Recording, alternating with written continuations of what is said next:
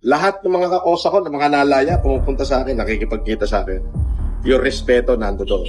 May pagmamalaki ko yan. At kahit saan ako pumunta, people, yung mga tao, puta ka na pag nakita ko, idol, blah, blah, blah. Idol, idol, idol. Kayo ba? Meron ba kayo may pagmamalaki? Ang kaya ko ipagmalaki sa akin, sa aking sarili, at katapat, sa tapat ng pagkatao ko, kaya kong ibigay ang kung ano pwede kong isubo para sa iba na alam ko nagugutom.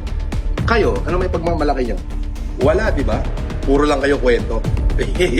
Kwento na walang kwenta. Na hindi nyo kayang tanggapin na kayong mga abogado na sasaka ng tatalino na milyon-milyon kayo nagtutulong para pabagsakin ako, hindi nyo mapapagsak ang isang FLM.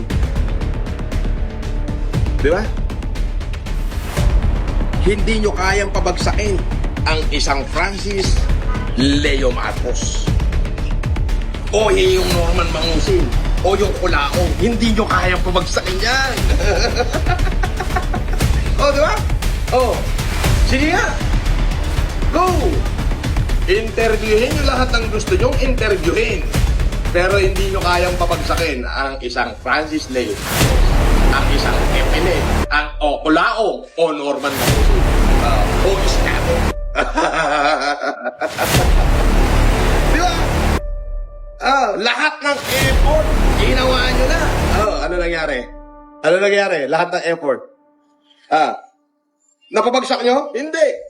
3 beses mag-live isang araw di makabuha ka ng ina nyo, hindi nyo kaya, di ba?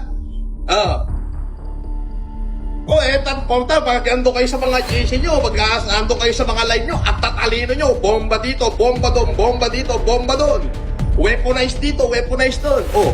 Ano nangyari? Tinawanan lang kayo ng FLM. Di ba? So nakakahiya kayo, nag-aral kayo ng abogasya, tapos ang lumalabas, hindi pala pagka-abogado ginagawa nyo, kundi pagiging basher. Sayang ang in-enroll nyo. Sayang ang ipinasa nyo ng bar exam. Di ba? Yan na pala trabaho ng mga abogado ngayon. Di ba? Di kupal. Di ang nangyari sa'yo, abogadong kupal. Di ba? Kinangilang yan. Di ba? Ano nangyari sa pagka-abogado mo? Naging abogadong kupal ka. Alam mo yun? Hindi ka ba nahihiya sa pinagsasabi ko? Hindi kita pinapangalanan. Walang pangalan. Pero kupal ka, alam mo sa sarili mo kung sino ka. Di ba? Ay, lang yan.